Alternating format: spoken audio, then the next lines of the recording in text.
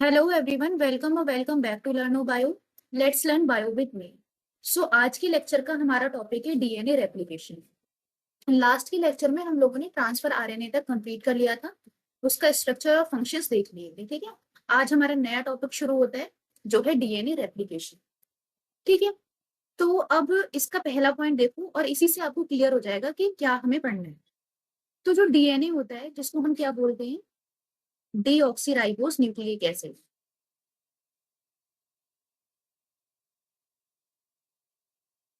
ठीक है, इसका हमने क्या पढ़ा था, जब हमने डिफरेंस पढ़ा था आरएनए और डीएनए में, तब हमने क्या देखा था कि जो डीएनए है वो ऑलमोस्ट ऑलमोस्ट सारे लिविंग ऑर्गेनिज्म का जेनेटिक मटेरियल होता है। ठीक है, मीन्स जो भी जेनेटिक इंफॉर्मेशन को पेरेंट्स से ऑफस्प्रिंग्स में ट्रांसफर करता है वो जेनेटिक मटेरियल डीएनए होता है। और मोस्टली सारे ही लिविंग ऑर्गेनिज्म का जो जेनेटिक मटेरियल है वो क्या है, डीएनए।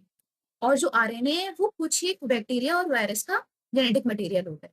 ठीक है, तो अब जब सभी का जेनेटिक मटेरियल या जेनेटिक इंफॉर्मेशन को ट्रांसफर करने वाला डीएनए है, ठीक है, तो इस डीएनए को हम क्या बोलते हैं, reserve bank of genetic information.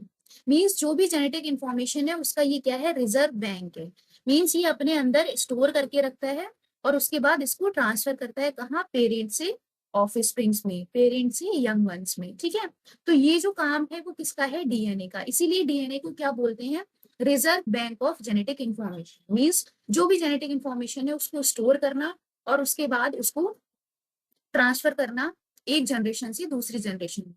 अब यही इसकी जो क्वालिटी है वही जनरेशन आफ्टर जनरेशन जो भी जेनेटिक इंफॉर्मेशन है उसको स्टोर करती है, प्रिजर्व करती है और ट्रांसफर करती है, जिससे एक स्पीसीज या जो भी एक सभ्यता है, जैसे इंसानी सभ्यता है, उसको बरकरार रखती है। ठीक है, तो यही एक इसकी क्वालिटी है जो इसको मेंटेन करती है कि जो एक स्पीशीज है उसकी क्वालिटी मेंटेन है और वो सेम कैरेक्टरिस्टिक शो करे जनरेशन आफ्टर जनरेशन। ठीक है, कुछ कुछ चेंजेस होते हैं जो बहुत ही स्मॉल स्केल पे होते हैं, उसको हम क्या बोलते हैं, म्यूटेशन, जो हम आगे पढ़ेंगे। ठीक है, तो ये लाइन क्लियर हो गई होगी।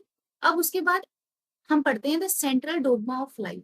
अब ये जो स्ट्रक्चर आप देख रहे हो, यहाँ पे पहला प्रोसेस क्या है, DNA, second is RNA and third is protein.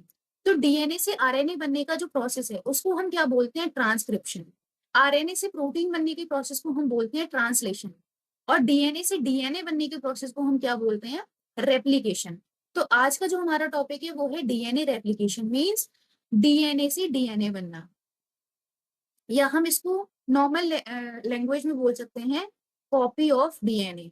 Means DNA अगर अपनी ही कॉपी बना लेता है तो हम उसको क्या बोलते हैं, डीएनए रेप्लिकेशन।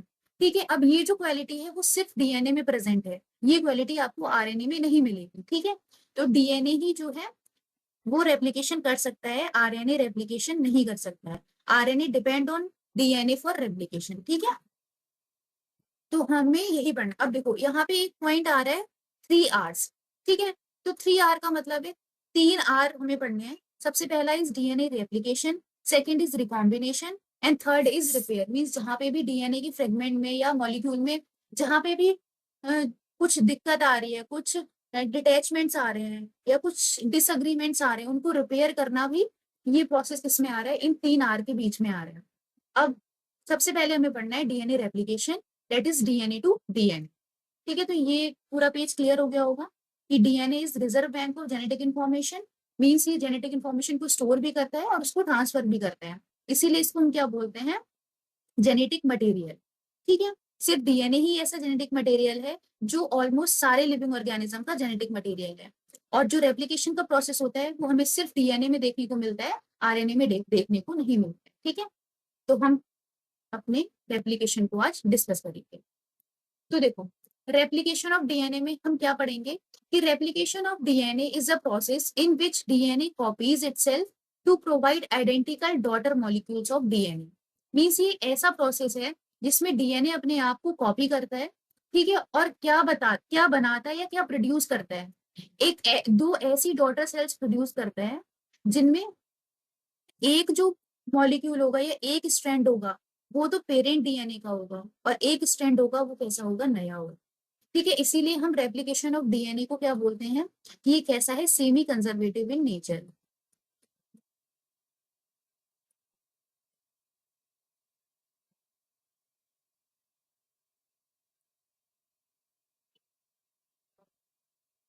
ठीक है। तो देखो अब आप इस वाले मॉलिक्यूल को देखो। अब ये जो पेरेंट स्ट्रैंड है, ये ग्रीन कलर का पूरा पेरेंट स्ट्रैंड है, ठीक है। अब इससे एक ये डॉटर डीएनए बना और एक ये डॉटर डीएनए बना। अब कलर से आप डिस्टिंग्विश कर सकते हो कि एक ये जो स्ट्रैंड है, ये तो क्या है, पेरेंट स्ट्रैंड है, और ये जो नया बना है ये क्या है, न्यू स्ट्रैंड है, ठीक है। तो जो पेरेंट से डॉटर डॉटर डीएनए बनी है, उनमें एक जो स्ट्रैंड है वो क्या है, पेरेंट का, और जो दूसरा स्ट्रैंड है वो कैसा है, न्यू, ठीक है। इसीलिए जो रेप्लिकेशन ऑफ डीएनए है वो कैसा है, सेमी कंजर्वेटिव। मींस हाफ जो चीज है वो कंजर्व रही और आधी जो चीज है वो नई बन गई, ठीक है। तो इसीलिए इसको हम बोलते हैं कि जो रेप्लिकेशन डीएनए है वो सेमी कंजर्वेटिव नेचर का है। अब ये जो मॉडल है वो मेसेल्सन और स्टॉल ने दिया था, वो जो एक्सपेरिमेंट उन्होंने करा था जिससे ये शो करा था कि ये जो प्रोसेस है वो सेमी कंजर्वेटिव इन नेचर है।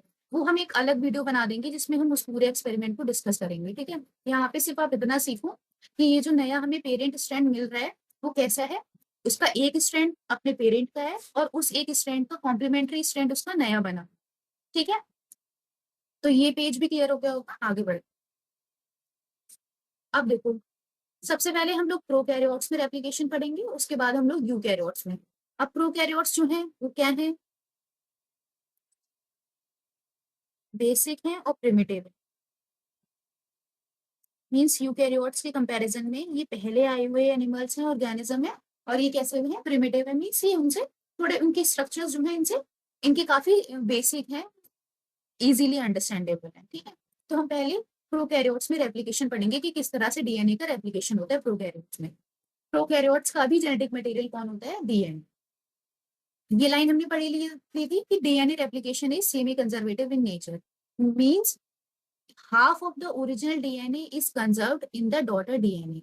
जो डॉटर डीएनए है उसमें आधा जो डीएनए है वो पेरेंट का होता है जो कंजर्व होता है, और आधा जो डीएनए है वो न्यूली फॉर्म्ड होता है, ठीक है।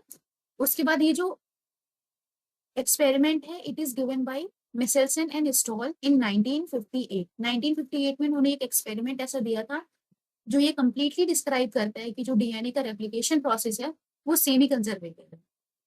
उसके बाद हम आगे बढ़े तो प्रोकैरियोट्स में क्या होता है, सिर्फ एक, only one site of replication present, ठीक है। तो जो डीएनए मॉलिक्यूल होता है प्रोकैरियोट्स का उसमें सिर्फ एक ओआरआई प्रेजेंट होता है, ओरिजिन ऑफ रेप्लिकेशन।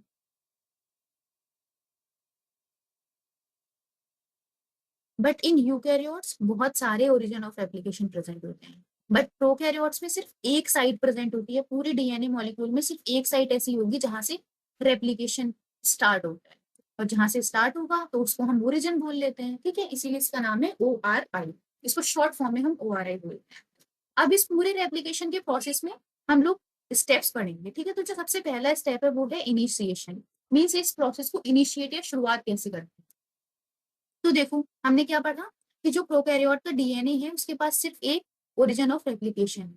अब ये जो साइट है इनके पास क्या होता है, 80 बेस पेयर्स होते हैं। मीन्स ये जो ओरिजिन ऑफ रेप्लिकेशन है इनके पास ये जो बेस पेयर्स होंगे वो कैसे होंगे, ए और टी बेस पेयर्स होंगे, ठीक है।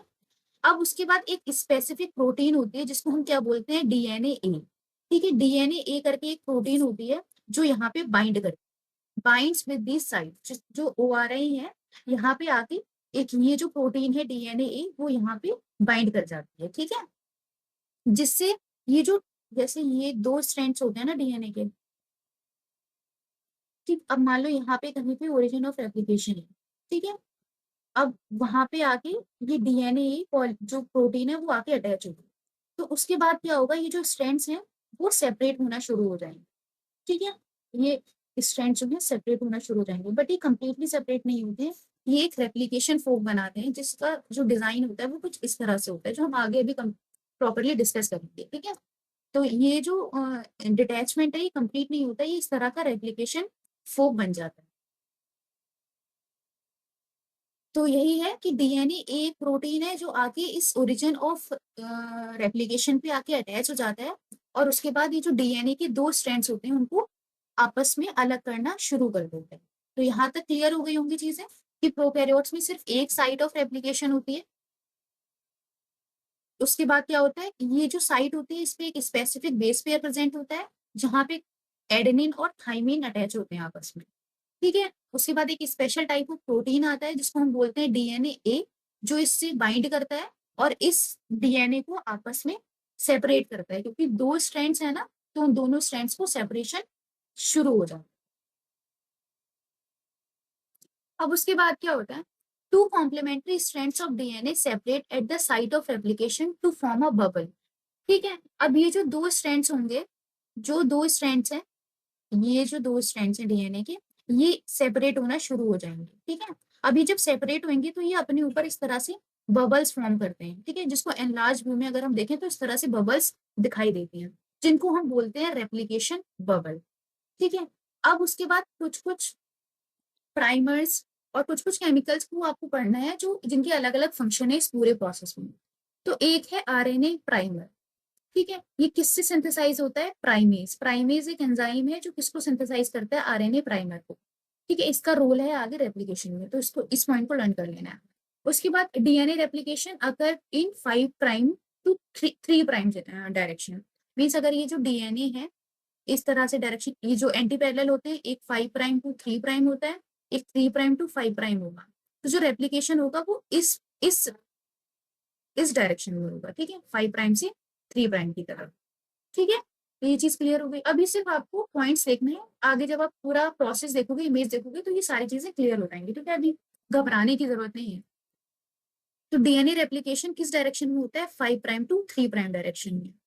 अब जो डीएनए की सिंथेसिस है वो कैसी है, सेमी डिसकंटिन्यूअस। सेमी डिसकंटिन्यूअस का मतलब है कि आधी जो है वो तो कंटिन्यूअस है और रेस्ट कैसी है, डिसकंटिन्यूअस, इसीलिए इसको क्या बोलेंगे, semi discontinuous. And by directional, by directional means दोनों डायरेक्शन में होती है, 5 प्राइम टू 3 प्राइम भी होगी और 3 प्राइम टू 5 प्राइम भी होगी, लेकिन शुरुआत किससे होगी, 5 प्राइम टू 3 प्राइम।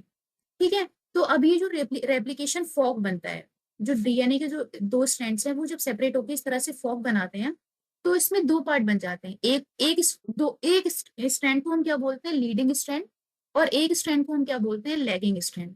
ठीक है, तो जो लीडिंग स्ट्रैंड है ये कैसा है, कंटिन्यूअस है, और जो लैगिंग स्ट्रैंड है वो कैसा है, डिसकंटिन्यूअस है। नाम से ही पता चलता है, लैगिंग मीन्स जो चीज पीछे छूट जाए, तो ये कैसा है, डिसकंटिन्यूअस है। यहाँ पे जो डीएनए का सिंथेसिस होगा वो टूट टूट के होगा, एक ये बन गया, फिर ये बन गया, फिर ये बन गया, फिर ये बन गया।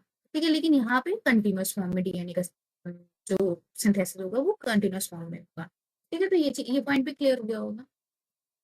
उसके बाद देखो, इनिशिएशन हमने पढ़ लिया, अब हम पढ़ेंगे जो रेप्लिकेशन फॉर्क बन रहा है। अब उसमें आप देखो कि जो रेप्लिकेशन फॉर्क बन रहा है, separation of two strands of DNA form replication fork. Means जो दो स्ट्रैंड्स हैं वो आपस में जब सेपरेट हो जाते हैं तो वो क्या बनाते हैं, रेप्लिकेशन फॉर्क। ठीक है, इनका जो जो एक दूसरे में टर्न है, उस टर्न का खोल देना इस इनका सेपरेशन। ठीक है, तो ये